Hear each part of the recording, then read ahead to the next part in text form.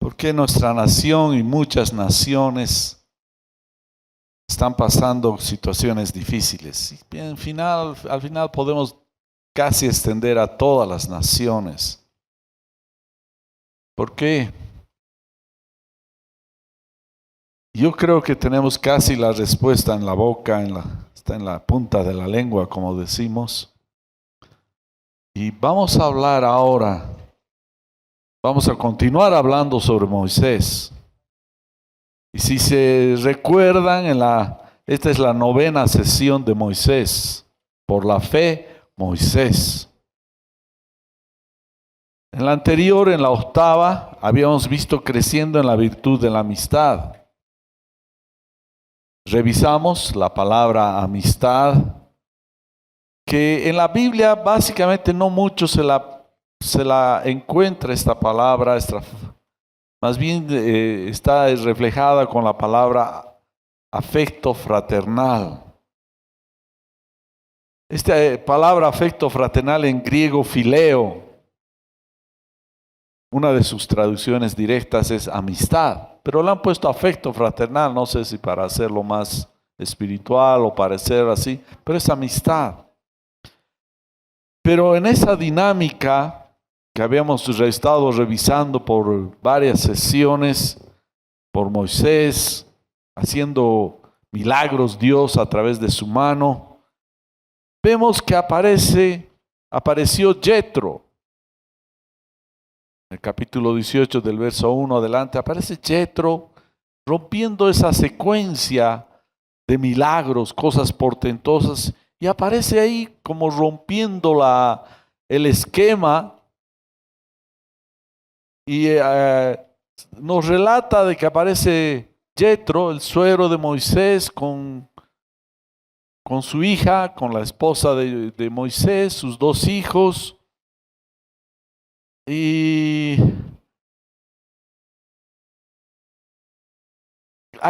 empieza a haber un cambio de actitud muy fuerte. Nos trata de su relación de Jetro. ¿Y por qué? Uno se pone a pensar y hemos arribado a la conclusión de que Dios quería que veamos sobre el tema del afecto fraternal, la amistad, lo que les decía. Como en esa relación fraterna muy amistosa entre el suegro y el yerno, Dios empieza a revelarse y toca el corazón de Jetro.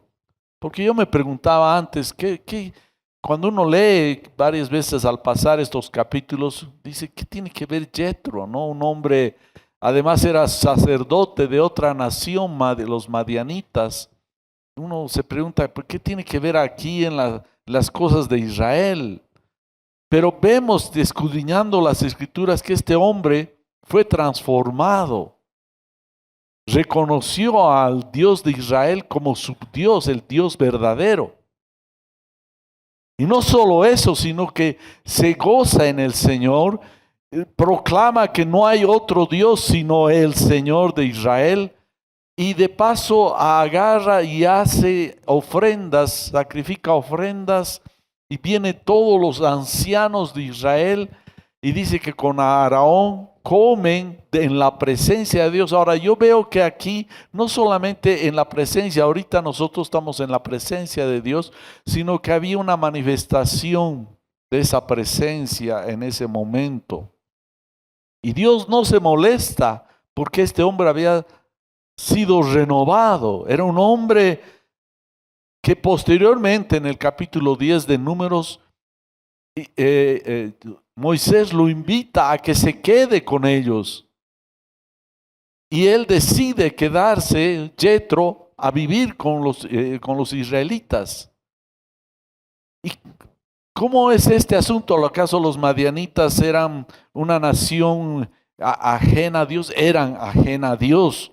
Eso nos relata en el capítulo 25, verso 1 a 2, que Balaam, en esta historia, tal vez algún día lo vamos a tocar con más detenimiento, Balaam era un hombre de Dios, profeta de Dios, pero tenía el corazón medio chueco. Y Balac, el rey de los moabitas, lo contrata a Balaam para que maldiga a Israel. Y sabía Balaam que tenía que hacer solo lo que Dios quería, así que Dios se niega a maldecir a Israel, más bien lo bendice.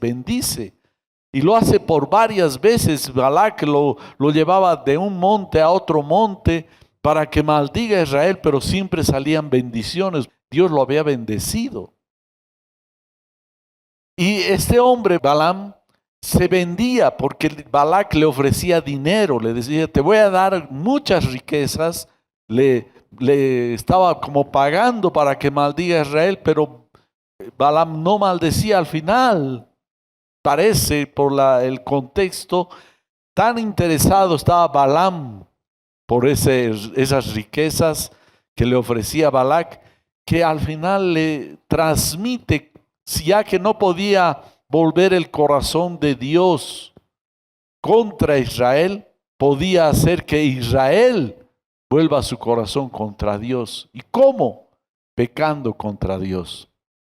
Entonces Balaam, este profeta, le muestra de una manera maliciosa de cómo podía caiga la maldición de Dios sobre Israel. ¿Y qué hacen este pueblo de Moab junto con los madianitas de donde venía Jetro? En ese tiempo ya Jetro estaba viviendo con Israel, pero junto con los madianitas y los moabitas, las mujeres incitan, invitando a los varones de Israel para que vengan a sus fiestas religiosas que eran ajenas a Dios, contra Dios. Eran terribles esas celebraciones, como las que un poco hay aquí en nuestro país. Porque no les voy a decir que las celebraciones que hay en nuestra nación son o por lo menos algo bien. Basta verlas a las jovencitas que casi ya no se ponen falda. Entonces incitaban a este pueblo de Moab y las mujeres de Madián a que pequen contra Dios, y Dios manda en el capítulo 31 a que manda a Moisés de que maten a todas las personas, mujeres, varones de Madián. Esto les cuento porque para que comprendamos el contexto en cómo Jetro, que era sacerdote, ya me imagino dejó de serlo. No conocemos, no nos relata el detalle, pero después se va a vivir con Israel. Cómo este hombre convertido, si pudiéramos decir en el Nuevo Testamento, un hombre renacido de nuevo, se pone a servir a Dios y propone algo que ahora es el tema de nuestra reflexión y meditación. Propone algo, y es reestructurar estructurar el sistema judicial de Israel. Por eso le hemos llamado el título Estableciendo el reino de Dios en la justicia. La justicia. Este Jetro, ya un hombre renovado, cuando lo visitó a Moisés en el capítulo 18, dice, nos relata así, y se los voy a leer en el capítulo 18, el verso 13 y 14. Al día siguiente, Moisés se sentó a juzgar al pueblo. El pueblo estuvo delante de Moisés desde la mañana hasta el atardecer. Cuando el suegro de Moisés vio todo lo que él hacía por el pueblo. Vamos a titular en este subtema, Dios es un Dios de orden. Es lo que dice en 1 Corintios 14:40. Pero todo se haga decentemente y con orden. Aquí vamos a introducir cómo Jethro se pone a pasear, a conocer el pueblo de Moisés, su yerno. Empieza, me imagino, a ver las costumbres, otra cultura. Y estaba paseando y ahí le vienen algunas cosas que él estaba notando. Principalmente lo ve a su yerno trabajando y ve que estaba el yerno muy fatigado, y el pueblo era una nación muy grande. Hacían cola para que le atienda a Moisés. Entonces mientras estaba observando Jethro, se le vienen pensamientos. Yo pienso que era inspiración de Dios, ya que era un hombre renovado. Y este tema sobre el orden. La iglesia debe ser reconocida por su orden. Si tú estás trabajando no solamente dentro de la iglesia, sino en tu trabajo, tienes tu pequeña empresita, tienes tu lugar de trabajo, procura ser ordenado, porque Dios es ordenado. Busca a Dios. Dios siempre nos lleva al orden. Si vemos el universo, semejante maravilla es un universo de orden. En este momento estamos moviéndonos a miles de kilómetros por hora. Sin embargo, no vamos a ver desorden. Estamos moviéndonos en un universo lleno de estrellas, de planetas, de asteroides, etcétera, a gran velocidad, pero hay un orden. Dios es un Dios de orden. Dentro de la iglesia y fuera de la iglesia también, en tu vida personal. Así que vemos que Jethro está caminando, observa que esta fatiga del pueblo de Israel, la fatiga de su yerno Moisés, le presta atención, y me imagino que reflexionando él hace un diagnóstico, un relevamiento de lo que está percibiendo él. Y vamos a ver en el verso 17 y verso 18. El suegro de Moisés le dijo a Moisés: no está bien lo que estás haciendo. Con seguridad vas a desfallecer tú y también este pueblo que está contigo, porque el trabajo es demasiado pesado para ti. No puedes hacerlo tú solo. Le alienta de una manera amorosa y le dice: no está bien lo que estás haciendo, porque es un trabajo, había esas colas que le hacían hacia Moisés la gente para hacerle consultas sobre sus temas legales de justicia. Tal vez había un problema de un mal entendimiento o un entredicho con algún otro paisano de israelita. Entonces iban a presentarle a Moisés estos casos y él los tenía que resolver. Así que imagínense él solito atendiendo a semejante cantidad de personas. Así que Jethro le presenta un plan. Y esto va a ayudar a los que son acá profesionales o quieren organizarse. ¿Cómo hacer un plan? Es algo sencillo. Le presenta un plan, pero ordenado. Una idea muy clara respecto a qué hacer. Lo primero que le dice Jethro a Moisés le va a presentar un plan y le dice: si Dios también te lo manda. Es decir, le hace que Moisés le escuche y le dice: pero mira, consulta a Dios, y si Dios te está de acuerdo con esto, hazme caso a lo que te estoy diciendo. Es decir, siempre un plan debe ser puesto en la presencia de Dios. Cualquiera el que tengas. Viaje, hacer una pequeña construcción o grande. Todo lo que hagas, ponlo en la presencia de Dios. Eso básicamente Jethro le está diciendo, preséntalo lo que te estoy diciendo delante de Dios. Y si Dios te confirma, hazme caso lo que te estoy diciendo. Primero, el primer punto que le plantea Jethro a Moisés, le dice, tú vas a dirigir lo que te estoy presentando. Verso 19. Ahora escúchame, yo te aconsejaré y Dios estará contigo. Sé tú el representante del pueblo delante de Dios y somete los asuntos a Dios. Lo primero que hace Jethro no es socava la autoridad de Moisés. Lo que tú tienes que hacer es siempre reconocer donde estés la autoridad que Dios ha puesto ahí. La palabra de Dios dice, toda autoridad viene de Dios. Entonces lo primero que debe hacerse es no romper, no quebrantar la autoridad. Y Jethro hace eso, es un hombre sabio, con una sabiduría de Dios, le dice, tú vas a ser el representante, porque era Moisés el que estaba dirigiendo. No debilita la autoridad que estaba puesta.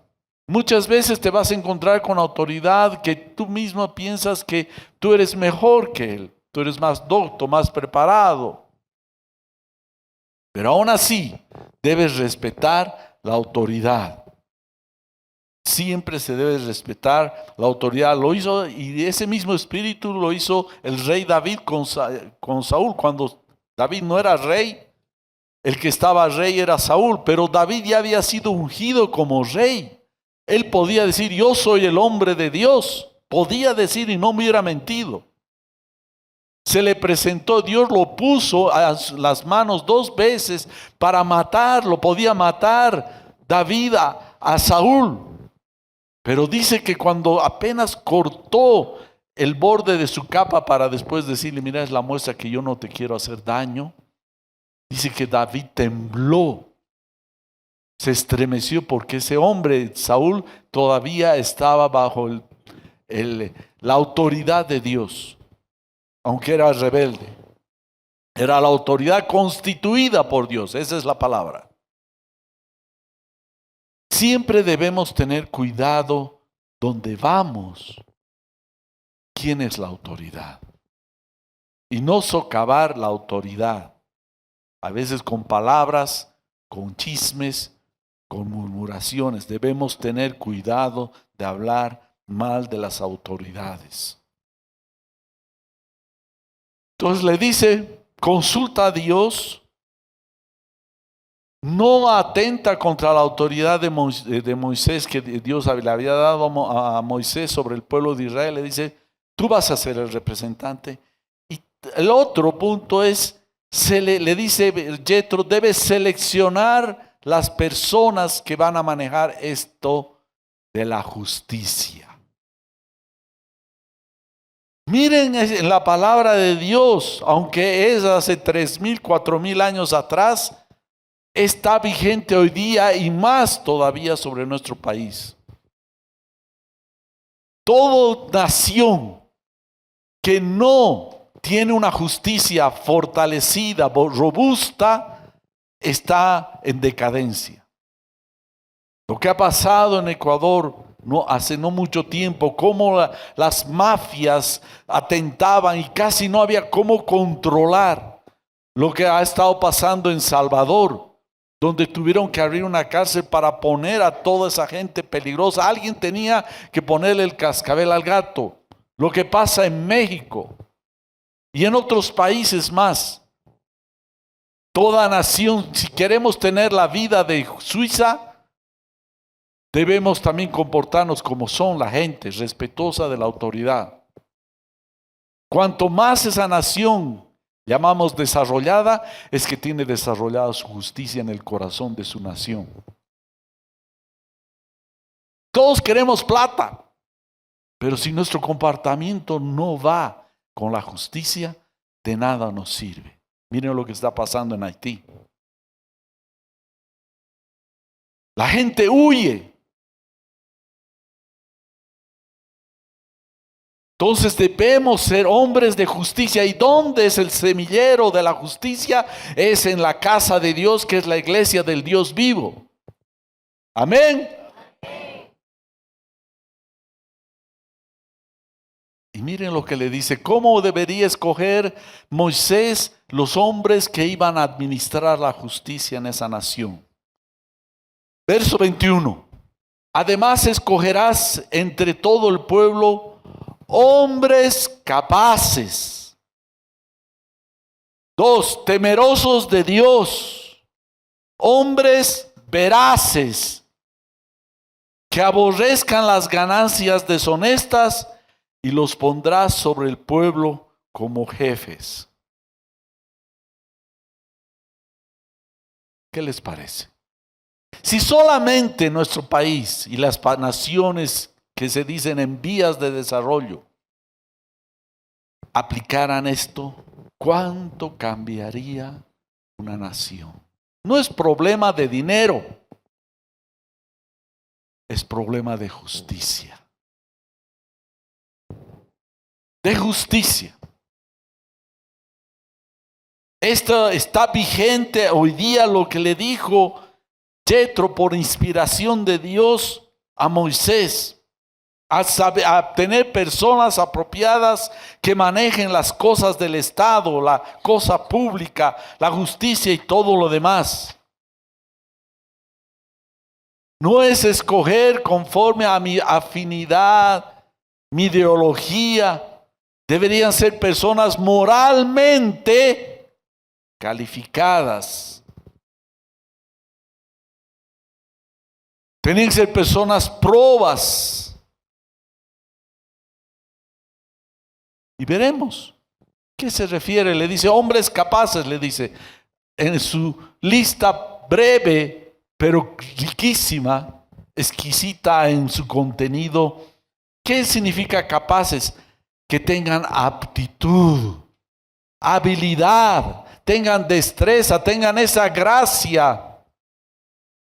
Eso es lo que está diciendo, esa capacidad se está reflejando. Hombres con esa gracia para realizar algo, esa habilidad para realizar esa tarea,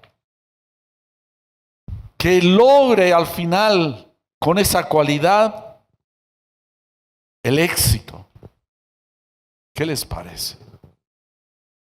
Debe primero escoger personas que tengan, no neófitos, no imberbes, no inexpertos. Qué importante es tener. Por eso debemos orar para que Dios aplique, se haga justicia en Bolivia. No la justicia social, sino la justicia moral.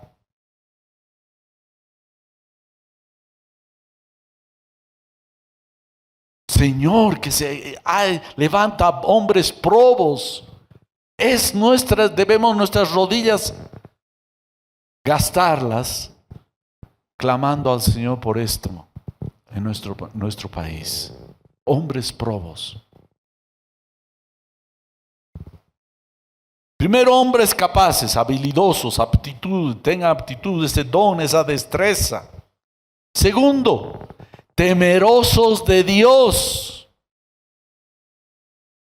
En 2 Crónicas 19:7 dice: ahora pues que el temor del Señor esté sobre ustedes, tengan cuidado en lo que hacen, porque con el Señor nuestro Dios no hay injusticia, ni acepción de personas, ni soborno. Hombres temerosos de Dios. Pero si hay hombres que no le temen a Dios, hacen cualquier barbaridad. No les interesa, no temen a Dios, que van a rendir cuentas. Porque todos compareceremos ante el trono y la justicia de Dios. Todos. ¿Cómo se ve el temor de Dios? Es que cuando voy a hacer algo, me pregunto, ¿está bien esto lo que estoy haciendo? Escucho mi conciencia. Digo, ¿está bien? ¿Es correcto?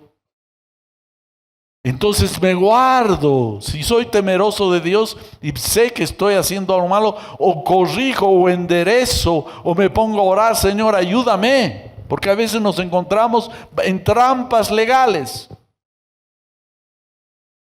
Hay veces es demasiado jugoso el soborno, entonces tenemos que temer a Dios. Señor, ayúdame a pasar esto.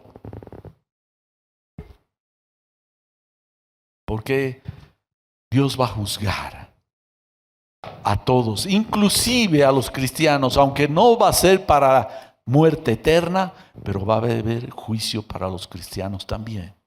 Por si acaso, debemos comportarnos de la manera correcta y temer al Señor. Debemos mantener este principio de vida. Va a haber juicio.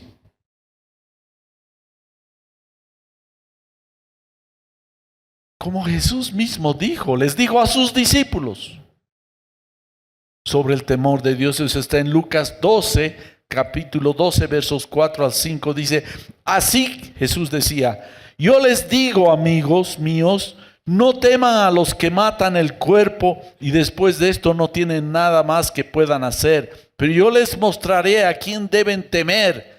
Teman a aquel que después de matar tiene el poder para arrojar al infierno. Sí les digo, a él teman. Se refiere a Dios. Todo lo que hagamos, si no tomas en cuenta a Dios, piensas que no, algunos hasta lo que han hecho es negar, Dios no existe, punto, me olvido. Con eso no significa que lo han borrado a Dios, saben que está ahí.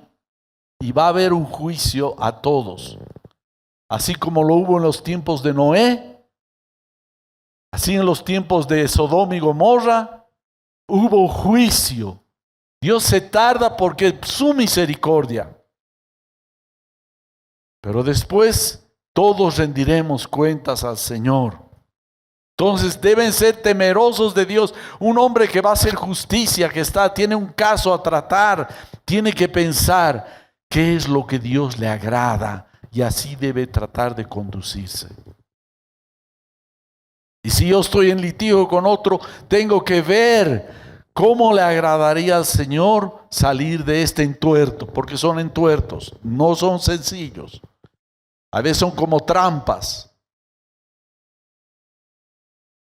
Entonces hemos visto un hombre temeroso de Dios, el otro hemos visto capaz, después temeroso de Dios, hombre veraz. Debería escoger Moisés hombres veraces para que manejen la cosa pública. La justicia, no dice desprolijos, sino veraces. El capítulo, esto se extiende también en este sentido, dice en Romanos 1:18, porque la ira de Dios se revela desde el cielo contra toda impiedad e injusticia de los hombres que con injusticia restringen la verdad. Es decir, no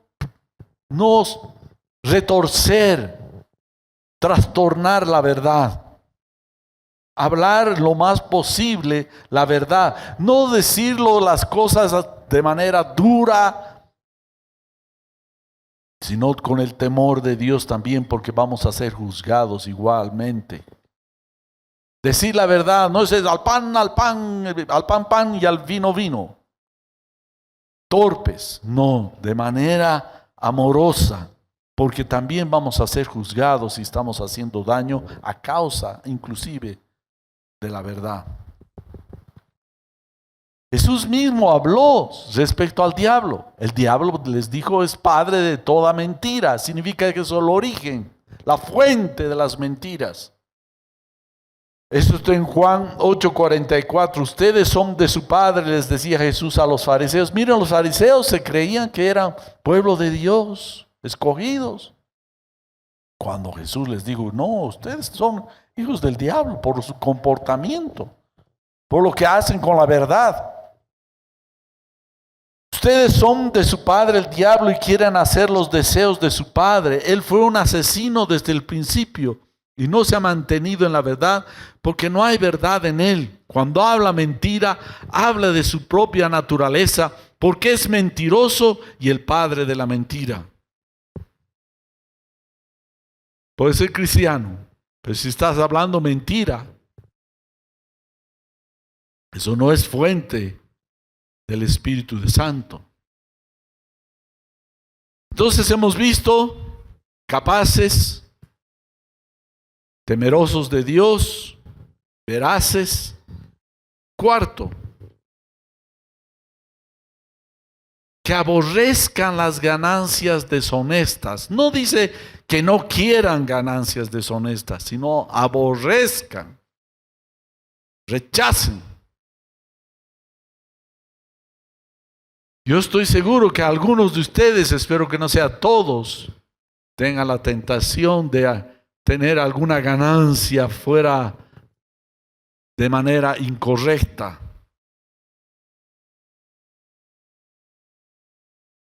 Sino dice aborrezcan, soborno. En Deuteronomio capítulo 16, verso 19 dice: por ninguna razón tuerzas la justicia ni muestres parcialidad. Jamás aceptes un soborno, porque el soborno nubla los ojos del sabio y corrompe las decisiones de los íntegros. ¡Wow! Nubla los ojos de los sabios. Jamás. Pucha. Isaías 1:23 nos da una perspectiva muy grande. Dice: tus gobernantes son rebeldes y compañeros de ladrones. Cada uno ama el soborno y corre tras las dádivas. No defienden al huérfano ni llega a ellos la causa de la viuda. Qué cosa, qué juicio de Dios sobre la humanidad, ¿no?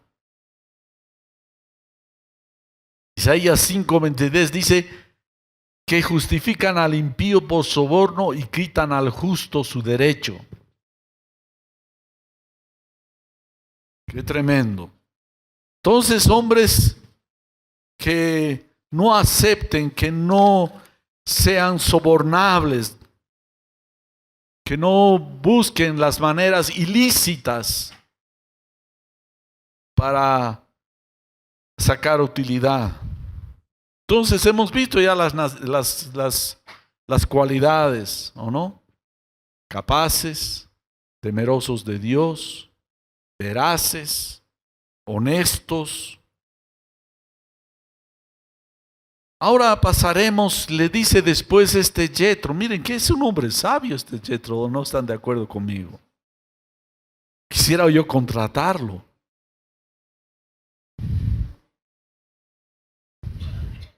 Que venga a ordenar nuestra nación. Y no solo nuestra nación, sería un hombre muy cotizado para poner orden en tantas naciones que pululan entre lo deshonesto, la mentira, el engaño, la falsedad. Y después dice, ya una vez que tengas esos hombres,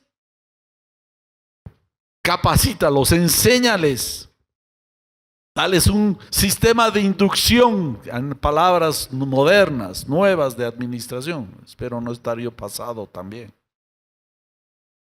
Le dice, enséñales los estatutos y las leyes. En Éxodo 18:20, enséñales entonces los estatutos y las leyes, hazles saber el camino en que deben andar y la obra que deben realizar. ¿Qué cosa? Enseñarles la teoría.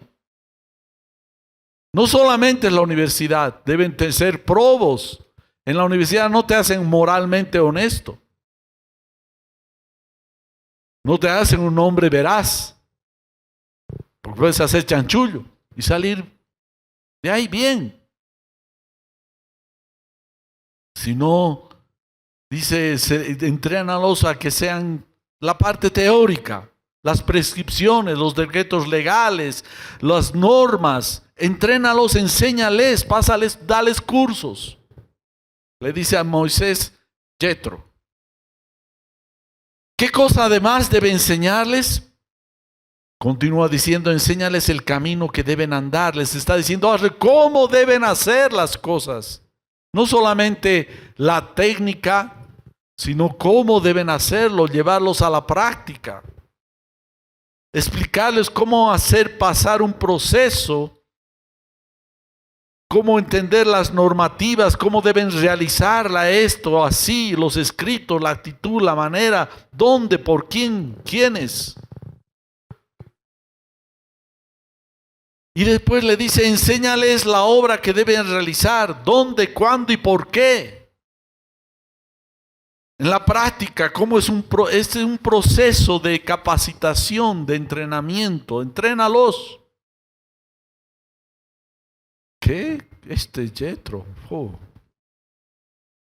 Yo trabajo mucho con proyectos, les cuento. Casi 25 años. Indirectamente he estado metido en eso. Y me doy cuenta que este hombre, caramba, ¿no? Es de la actualidad. Y después después de la enseñanza le dice, le da una estructura, cómo debe organizarse Moisés con todo este sistema judicial. Le da una estructura piramidal, un organigrama.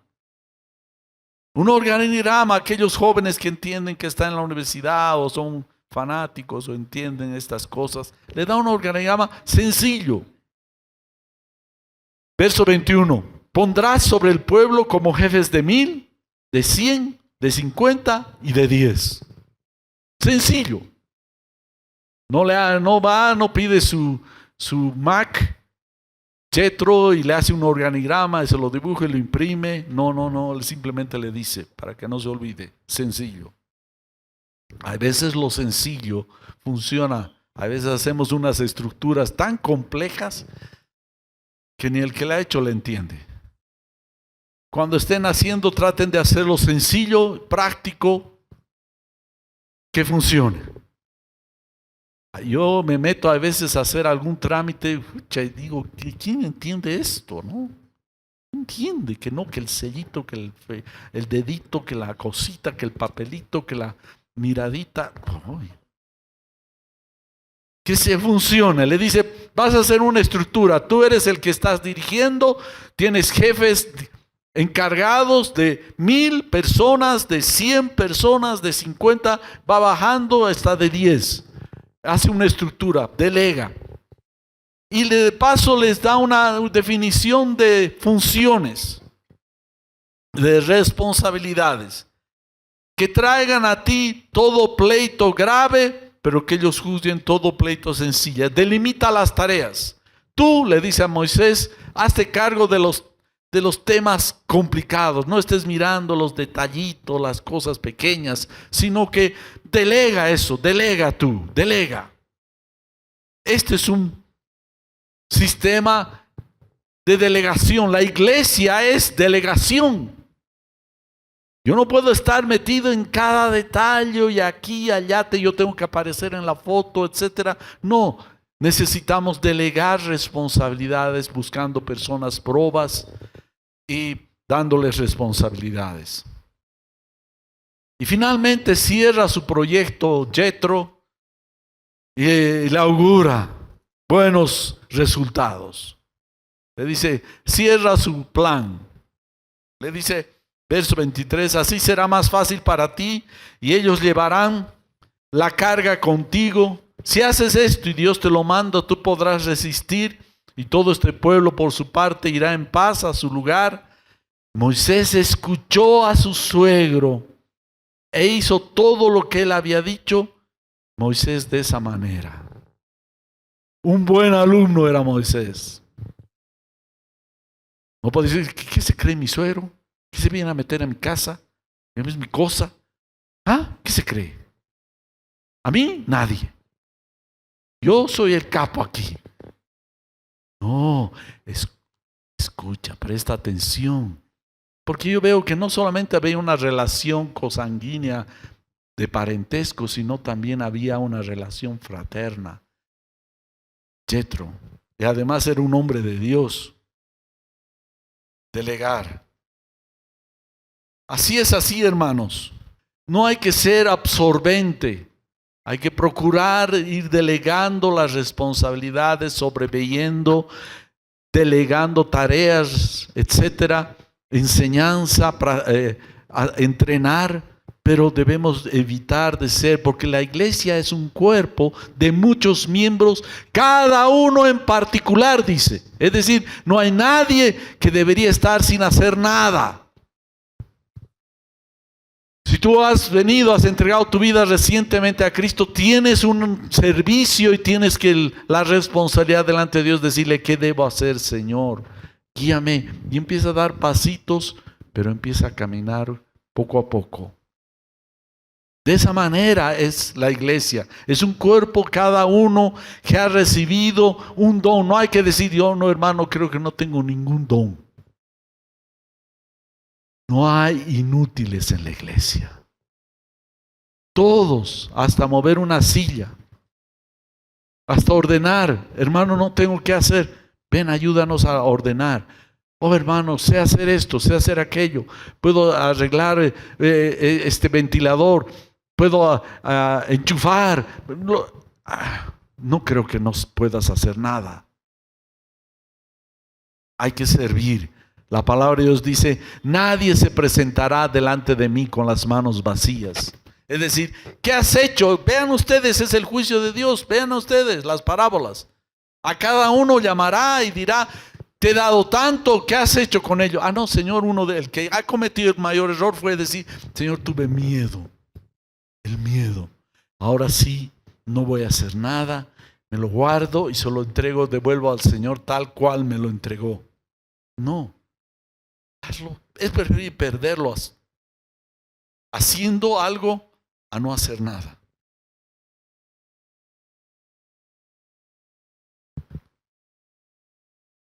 Ahora vamos a ver un tema, como un panorama.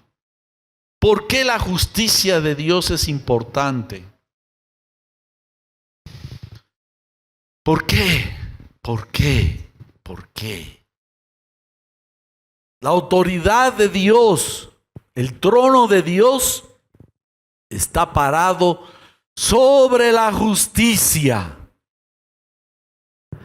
Anótenselo, el trono de Dios se fundamenta en la justicia. Salmo 89, verso 14 dice: la justicia y el derecho son el fundamento de tu trono. La misericordia y la verdad van delante de Dios. Si somos cristianos, estamos disfrutando en este instante la obra de justicia de Dios más grande del universo. Alguien tenía que pagar nuestras iniquidades. Dios no agarró y ocultó nuestros pecados, sino que los pagó en la cruz. Jesús mismo se acercó en oración y en súplica, le dijo: Padre, si es posible, pase de mí esta copa, líbrame. Dios básicamente le dijo: no, alguien tiene que pagar. Si no lo paga el Hijo, lo tienen que pagar toda esa multitud. Nosotros. Dios no oculta, no retuerce. Le dijo al Hijo: no hay otra. Debes pagar.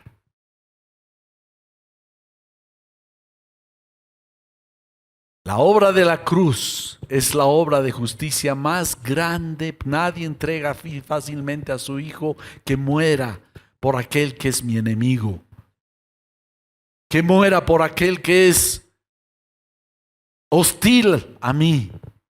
Fue la obra más grande del universo. Si Él no pasó, ¿ustedes creen que va a dejar pasar? Si no pasó por alto la vida de su Hijo, ¿ustedes creen que va a dejar pasar las maldades e iniquidades? El mundo cree que después de tirarse una vida distendida, después ya está con Dios, en paz con Dios. Si no ha entregado su vida a Cristo, no ha recibido la oferta, el sacrificio de la cruz de Cristo, si Dios no ha perdonado a su Hijo, ¿ustedes creen que lo va a hacer así? Ya te has tirado la vida y ahora ven, entra al gozo de tu Señor. No. Hermanos, estamos ante el trono de Dios en reverencia. Él pagó nuestras maldades e iniquidades. ¿Qué es justicia? Yo no soy experto. He buscado una definición y esta es la que he encontrado. Es la virtud que consiste en dar cada uno lo que le corresponde. Es la conformidad práctica con las leyes y con los principios de rectitud en las relaciones de los hombres. Justicia es honestidad, justicia es imparcialidad, justicia es equidad, justicia es retribución al que mal, mal y al que bien, bien. Al final, justicia representan las personas que están encargadas de presidir los tribunales, de juzgar y decidir controversias. Eso es justicia. Los hombres, que aquellos administran la cosa. Pero ahora, ¿qué es justicia de Dios? Hemos visto lo que es justicia en general. Ahora la justicia de Dios. Dice, la justicia de Dios quiere decir que Dios siempre actúa de acuerdo con lo que es recto. Y Él mismo es la norma final de lo que es recto. Como Moisés habla en Deuteronomio 32:4, todos sus caminos son justos. Dios es fiel, no practica la injusticia, Él es recto y justo. Ese es Dios, hermanos, no va a cambiar esto. Su fundamento, el trono domina el universo, el infinito. Todo aquello que vemos y no vemos está sujeto a causa de la justicia de Dios. Si Dios cambiara un poquito, todo se cae, todo se desordena. Caos, desorden. Cada uno hace lo que bien le da la gana. Por eso en Apocalipsis 15:4 dice, oh Señor, ¿quién no temerá y glorificará tu nombre? Pues solo tú eres santo, porque todas las naciones vendrán y te adorarán en tu presencia, pues tus juicios han sido revelados, tus justos juicios. Toda persona se presentará delante de Dios y doblará sus rodillas, no a la fuerza, sino por la fuerza de la justicia.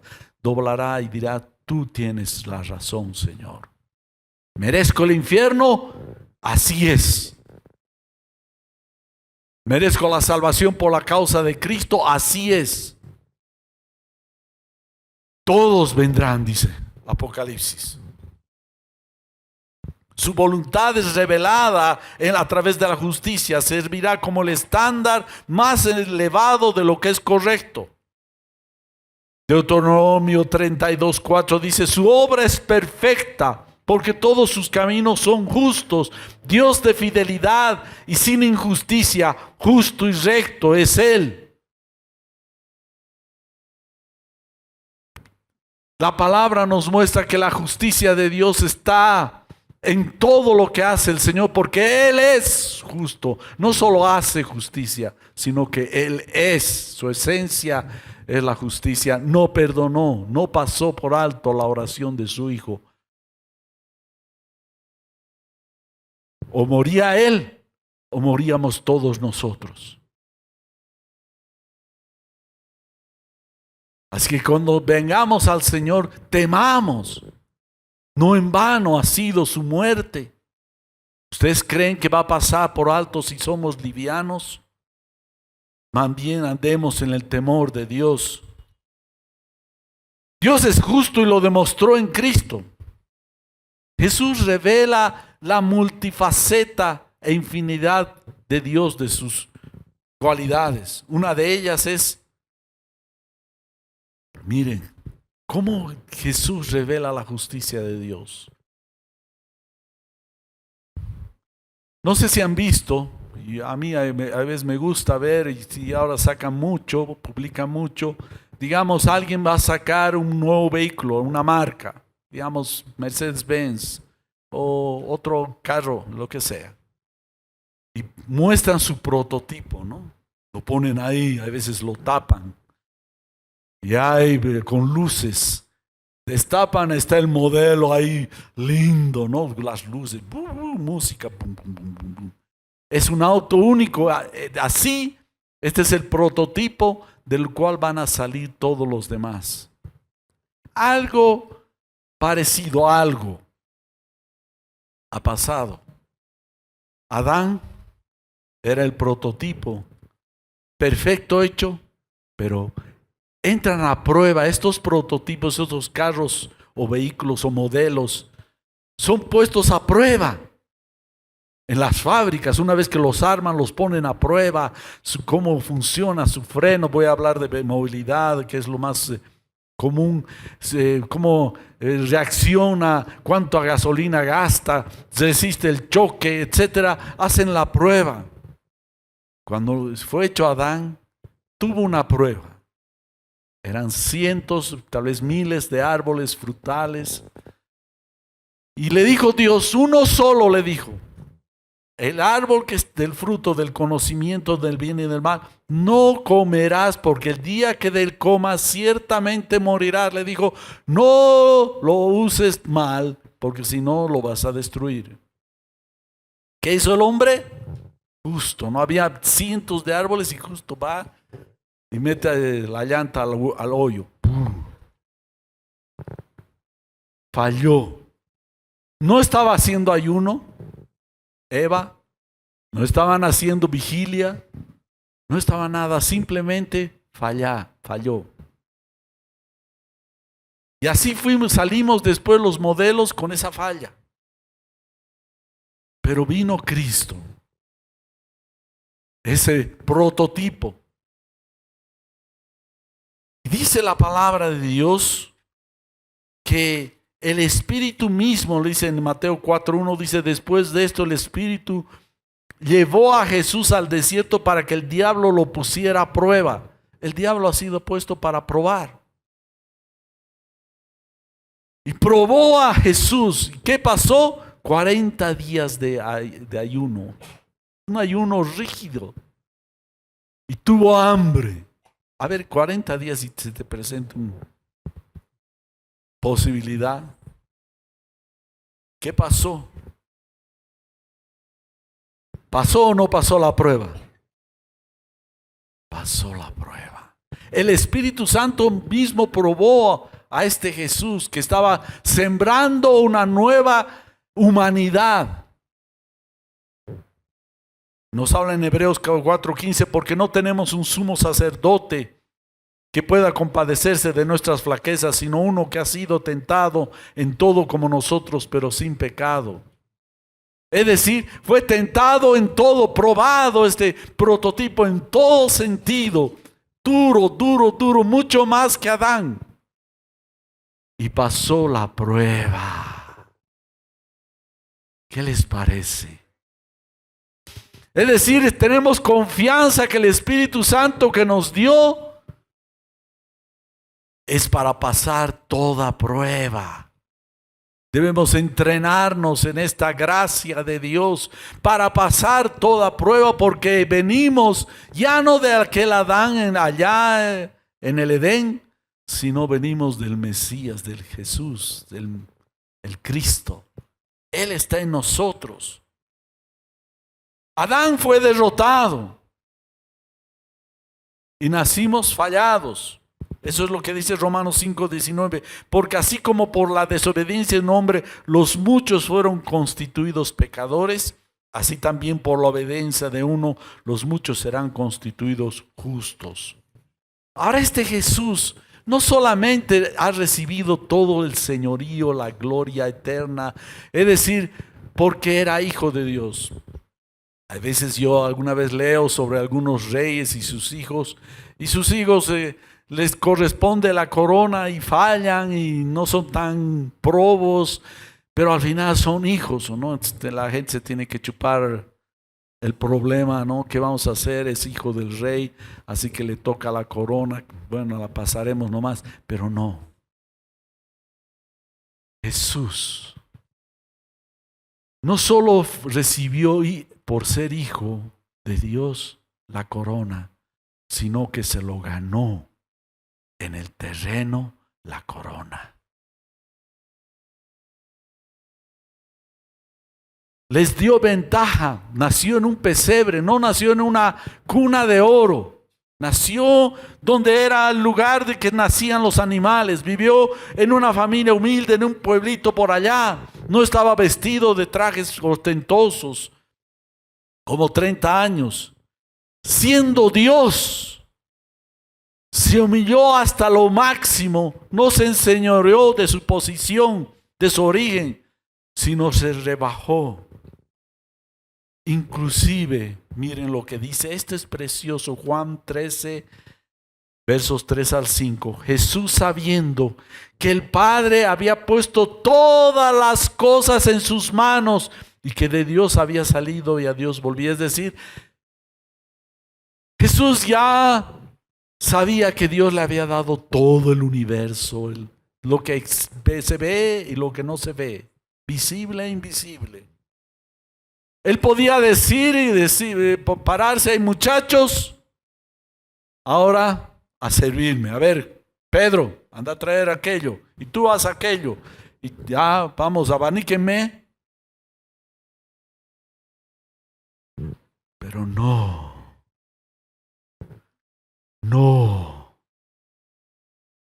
¿Saben qué hizo? Se quitó el manto. Algunos dicen que es significado de la clase y la categoría. Se quitó su capa. ¿Qué dice? Se levantó de la cena, se quitó el manto y tomando una toalla se la ciñó. Y luego echó agua en una vasija y comenzó a lavar los pies de sus discípulos y a secárselos con la toalla que tenía ceñida. Dígame si no merece la corona. Qué tremendo sería si nuestros gobernantes, uno de ellos solamente, salieran a las elecciones, en vez de hacerse poner la medalla, la banda, se quitara todo eso y se pusiera a lavar los pies de la gente.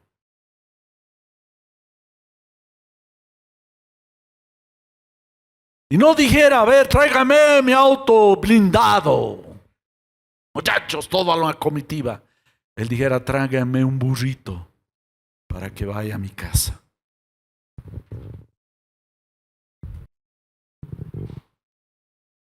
Él siendo Dios, no hizo eso. Eso es lo que dice Filipenses 2, 6, 11. El cual, aunque existía en forma de Dios, no consideró el ser igual a Dios como algo a que aferrarse.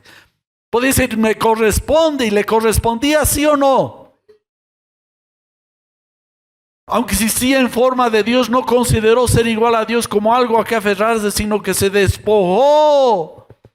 No solo se despojó externamente, se despojó a sí mismo, dice, tomando forma de siervo, haciendo semejante a los hombres, y hallándose en forma de hombre, se humilló, además de ser hombre, se humilló él mismo, haciéndose obediente hasta la muerte y muerte de cruz.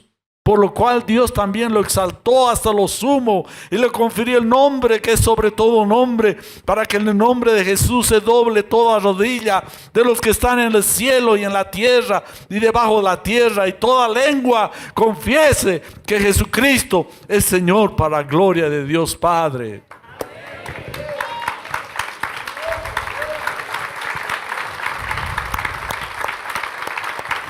Eso es justicia de Dios. Se ganó, no solo porque era, sino porque lo que hizo y lo que es. Se ganó el derecho a ser Señor del universo. Dios, ahora Él va a juzgar. Tiene derecho a ser juez. Se ganó.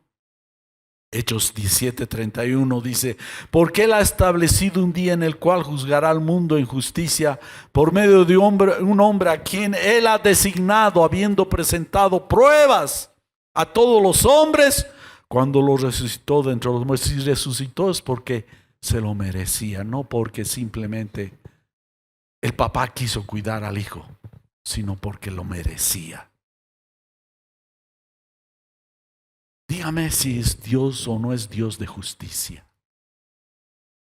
¿Se dan cuenta cuán livianamente tomamos la justicia de Dios? Juan 5:22 dice, además el Padre no juzga a nadie, sino que le ha dado al Hijo autoridad absoluta para juzgar. Romanos 14:12 dice, de modo que cada uno de nosotros, está hablando Pablo a cristianos, cada uno de nosotros también, hermanos, deberemos dar a Dios cuenta de nosotros mismos. Vamos a dar cuenta de lo que estamos haciendo. No crean que Él va a ocultar el polvo debajo de la alfombra o la basura debajo de la cama. Él va a juzgar. Es eso lo que cierra Apocalipsis. Es el último libro. Yo pienso que más que ver la bestia y todas aquellas cosas, esas imágenes, figuras del dragón y qué sé yo, las trompetas y los caballos, la cosa más tremenda está en Apocalipsis 20, 12, 15. Dice, también vi a los muertos, grandes y pequeños, de pie delante del trono, y los libros fueron abiertos. Otro libro fue abierto, que es el libro de la vida, y los muertos fueron juzgados por lo que estaba escrito en los libros según sus obras. El mar entregó los muertos que estaban en él, y la muerte y el Hades entregaron los muertos que estaban en ellos, y fueron juzgados cada uno según sus obras. La muerte y el Hades fueron arrojados al lago de fuego. Esta es la muerte segunda, el lago de fuego. El que no se encontraba inscrito en el libro de la vida fue arrojado al lago de fuego.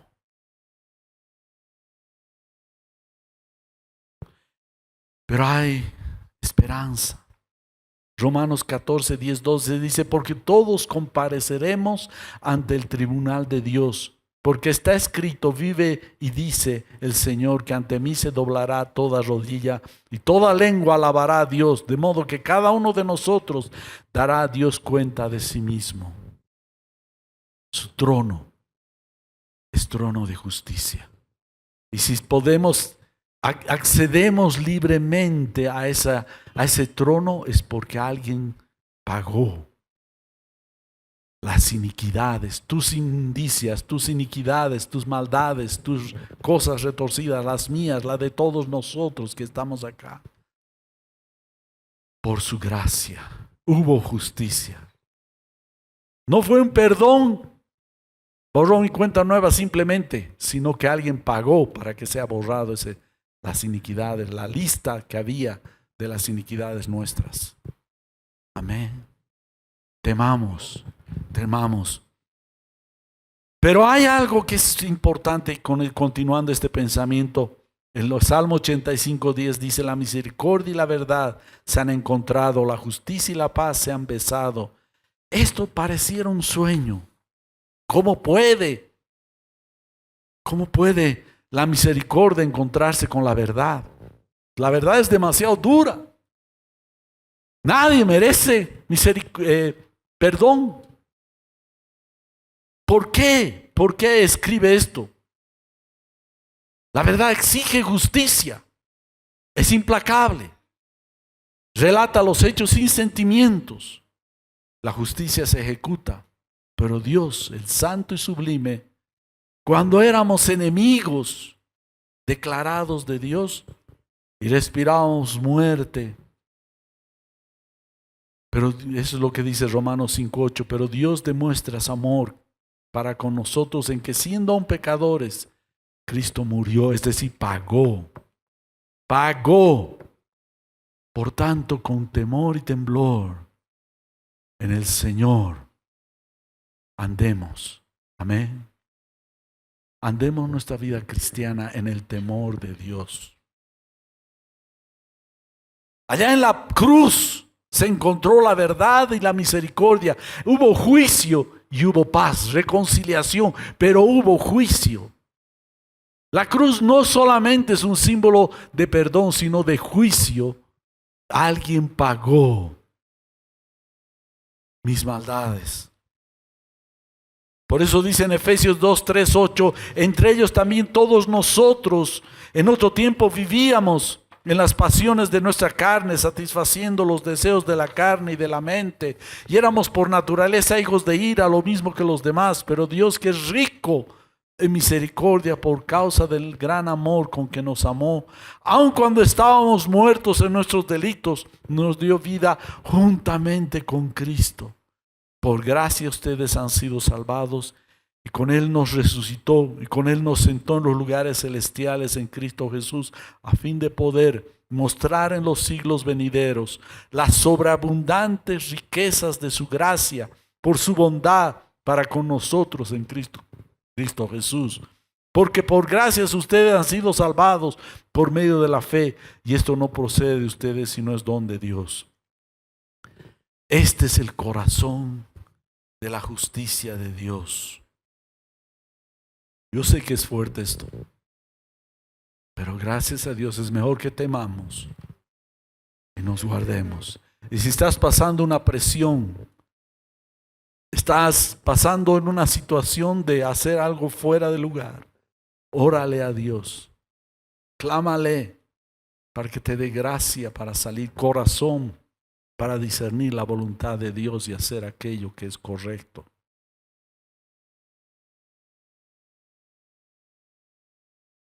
Hay perdón, pero también hay justicia. Alguien pagó. Amén. Para terminar entonces, mucho más, dice Romanos 5, 9, 11, habiendo sido ahora justificados por su sangre, seremos salvos de la ira de Dios por medio de él.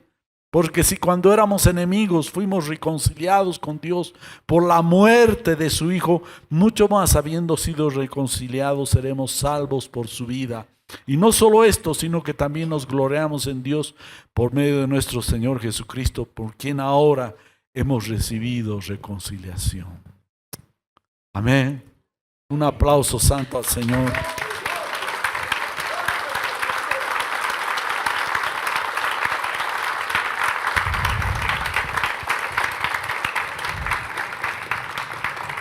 Amén. Digno es de recibir la gloria y la honra.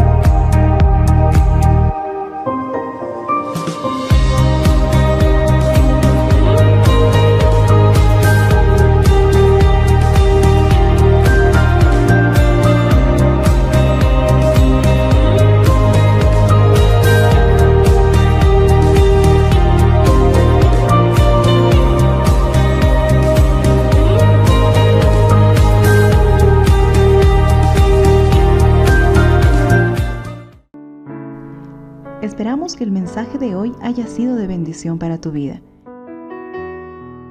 Si necesitas consejería o apoyo en oración, por favor no dudes en contactarte.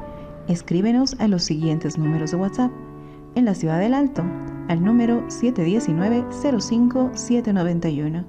719-05-791. En la zona central, al número 732-11-354. 732-11-354. En la zona sur, al número 75 25 70 56. 75 25 70 56.